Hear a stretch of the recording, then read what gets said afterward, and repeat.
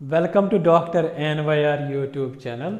आज का जो टॉपिक है वह है prevention and control of human disease. ये जो टॉपिक जो होता है ये आता है ह्यूमन हेल्थ एंड डिजीज़ में, क्लास 12th के बायोलॉजी में। प्लीज़ इस चैनल को सब्सक्राइब कर दीजिएगा। जब आप लोग हमारी इस चैनल को सब्सक्राइब करते हैं तो हमें मोटिवेशन मिलती है और वीडियो बनाने के लिए। Please take a screenshot.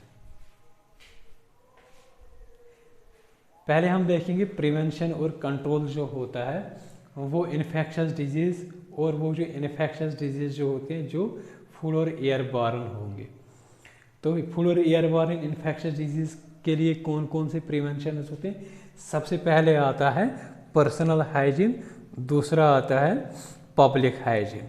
Personal मतलब खुद का हाइजीन, मतलब खुद की बॉडी को हम क्लीन करेंगे या कंजप्शन करेंगे, मतलब जो हम क्लीन वाटर पीते हैं या क्लीन फूड खाएंगे, वेजिटेबल्स या फ्रूट्स उनको अच्छे से साफ तरीके से खाएंगे, तो उसी को बोलते हैं पर्सनल हाइजीन। तो जब हमें डिजीज़ को कंट्रोल या प्रिवेंट करना है तो उसके लिए पर्सनल के साथ साथ पब्लिक हाइजीन भी बहुत ज़रूरी होता है। पब्लिक हाइजीन में क्या होता है, जब हमारे घर से कचरा निकलता है, वेस्ट निकलता है, उसका जो वेस्ट मैनेजमेंट जो होता है वो प्रॉपर होना चाहिए, क्योंकि जब हमारा घर का कचरा बाहर निकलेगा तो ये पब्लिक डोमेन में आएगा। जैसे हम उसको ऐसे ही फेंकेंगे रास्तों में तो वो क्या हो जाएगा, वहाँ से डिजीज़ जो होती है मतलब डिजीज़ जो होते स्टार्ट हो जाएंगे, मतलब वहाँ से बैक्टीरिया ग्रो हो जाएंगे, फिर उससे काज हो जाएंगे बहुत सारे डिजीज़। दूसरा जो होता है periodic cleaning and disinfection of water. जितने भी वाटर रिजर्वोयर्स होते हैं या पूल्स होते हैं, सेस पूल्स जो होते हैं, मतलब जो घर में टैंकी होती हैं या कहीं पे पानी जमा होता है, उनको एक एक टाइम पे उसको साफ़ करना बहुत इम्पॉर्टेंट होता है। सेस पूल्स होते हैं जैसे नीचे कोई अंडरग्राउंड टैंकी होगी पानी की, जहाँ पे हम पानी को स्टोर करते हैं, उसको भी एक टाइम पे साफ़ करना बहुत ज़रूरी होता है। तो ये डिसइंफेक्शन का मतलब होता है उनको डिसइंफेक्टेंट करना, ऐसे केमिकल्स का यूज़ करना जो कोई डिसइंफेक्टेंट मटेरियल या माइक्रो ऑर्गेनिज्म उसको किल करे। डिसइंफेक्शन का मतलब क्या होता है, ऐसे केमिकल्स जो हम नॉन लिविंग सरफेसेस पे अप्लाई करेंगे। तो एंटीसेप्टिक्स क्या होते हैं? एंटीसेप्टिक्स ऐसे केमिकल्स होते हैं जो हम लिविंग सरफेस पे अप्लाई करेंगे। डिसइंफेक्शन और एंटीसेप्टिक में यही फ़र्क होता है। दूसरा जो पब्लिक हाइजीन के लिए इम्पॉर्टेंट होता है वो होता है observing standard practice of hygiene in catering, in public catering. जैसे हम कोई पब्लिक के लिए कोई खाना बनाते हैं, पब्लिक के लिए कोई खाना खाते हैं, वहाँ पे जो स्टैंडर्ड प्रैक्टिसेस जो होते हैं हाइजीन के, जो गवर्नमेंट ने सेट किए हैं, उनको मेंटेन करना बहुत ज़रूरी होता है। इसके बाद हम देखेंगे एयरबॉर्न डिजीज़ के लिए कौन से प्रिवेंशंस होते हैं। एयरबॉर्न डिजीज़ ऐसे डिजीज़ होते हैं जो एयर से हमारी बॉडी में ट्रांसमिट हो जाते हैं। फॉर एग्जांपल निमोनिया हो गया, कॉमन कोल्ड हो, ये कुछ दो डिजीज़ होते हैं जो एयरबॉर्न मतलब एयर से हमारी बॉडी में ट्रांसमिट हो जाते हैं। जितने भी ऊपर जो हमने प्रिवेंशंस देखे, एक तो ये ज़रूरी होता है इनमें एयरबॉर्न डिजीज़ के लिए। दूसरा जो होता है क्लोज कंटैक्ट जो होता है, मतलब जब भी कोई इन्फेक्टेड पर्सन होगा उससे जो क्लोज कंटैक्ट बिल्कुल अवॉइड करना है। दूसरा क्या होता है, उनके जो इन्फेक्टेड पर्सन के जो बिलोंगिंग्स जो होते हैं, मतलब कोई भी पेन या कॉपी बुक होगा, उससे भी कंटैक्ट को अवॉइड करना है। तो इससे क्या कर सकते हैं हम, जो एयरबॉर्न डिजीज़ जो होते हैं उनको कुछ हद तक प्रिवेंट कर सकते हैं। इसके बाद जो आता है प्रिवेंशन और कंट्रोल में, वो होता है वेक्टर डिजीज़ के लिए। वेक्टर डिजीज़ ऐसे होती हैं जो वेक्टर से फैलती हैं। फॉर एग्जांपल मलेरिया जो होता है वो फैलता है प्लाज्मोडियम से, लेकिन प्लाज्मोडियम को एक कैरियर जो होता है, मच्छर जो होता है, फीमेल एनोफिलस जो होता है, वो उसको ले जाने मतलब नॉर्मल ह्यूमन इंसान तक पहुंचाता है, तो वो एक वेक्टर होता है। तो वेक्टर डिजीज़ में कौन कौन सी आती है? एडीज आती है। इससे एडीज क्या होता है, एडीज एगापेडीज से क्या होता है, डेंगू। और ये जो डेंगू में इम्पॉर्टेंट बात याद रखनी है, ये वायरल डिजीज़ है, ये प्लाज्मोडियम डिजीज़ नहीं है, प्रोटोजोअल डिजीज़ नहीं। इसी तरीके से मलेरिया, तो ये भी आते हैं वेक्टर बॉर्न डिजीज़। चिकनगुनिया, ये भी आते हैं मलेरियल डिजीज़।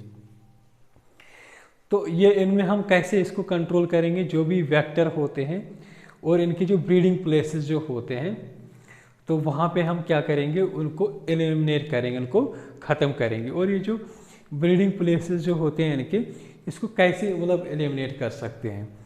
उनको जो स्टैग्नेशन वाटर जो होता है, जमा किसी जगह पे स्टैग्नेंट वाटर होगा, जमा वाटर होगा, तो उस पर क्या करेंगे, हम उसको अवॉइड करेंगे। मतलब कहीं हमारे घरों के इर्द गिर्द अगर कोई स्टैग्नेंट वाटर होगा, उसको अवॉइड करना है। तो वहाँ पे क्या होता है, वहाँ पे मतलब अगर हम वो स्टैग्नेंट वाटर को अवॉइड करें, दूसरा क्या है, जो नेट्स होते हैं, मॉस्किटो नेट्स जो होते हैं, वो यूज़ करना, मच्छरदानी का यूज़ करना, उससे भी हम वेक्टर डिजीज़ को प्रिवेंट कर सकते हैं। कभी क्या होता है, जो फिशेस जो होते हैं, गम्बोसा एक फ़िश होती है, इसको यूज़ कर सकते हैं पॉन्ड्स में, क्योंकि पॉन्ड्स का पानी तो हम ख़त्म नहीं कर सकते हैं, वो स्टैग्नेंट होता है। वहाँ पे क्या करते हैं, वो जो पॉन्ड्स का पानी जो होते हैं, वहाँ पे मछली, गम्बोसा मछली जो होते हैं, उसको ग्रो कर देते हैं, उसको डाल देते हैं वहाँ पे। वो क्या करते हैं, जो पानी के ऊपर जो लार्वा होते हैं, वो जो मछली जो होती हैं, वो लार्वा उसी मतलब जो वो मछली जो वो लार्वा खाती हैं। तो इस तरीके से मच्छर जो होते हैं ना, वो रिप्रोड्यूस अपनी और मतलब मच्छर और नहीं पैदा कर पाती हैं।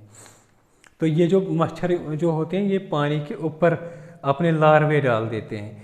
अब पानी के ऊपर कैसे डालते हैं, क्योंकि पानी का जो सरफेस टेंशन जो होता है, वो इन लार्वा को नीचे जाने से नहीं मतलब प्रिवेंट करता है। इस तरीके से जो सरफेस वाटर जो होता है, उस सरफेस टेंशन की वजह से जो मॉस्किटो जो है वाटर की सरफेस पे अपने लार्वे डाल देते हैं। तो जब हम इस गम्बोसा फिश को इस पॉन्ड्स में अप्लाई कर देते हैं, डाल देते हैं, वो इन लार्वा को खा के इनका जो मतलब प्रोडक्शन जो होती है वो ख़त्म कर देते हैं।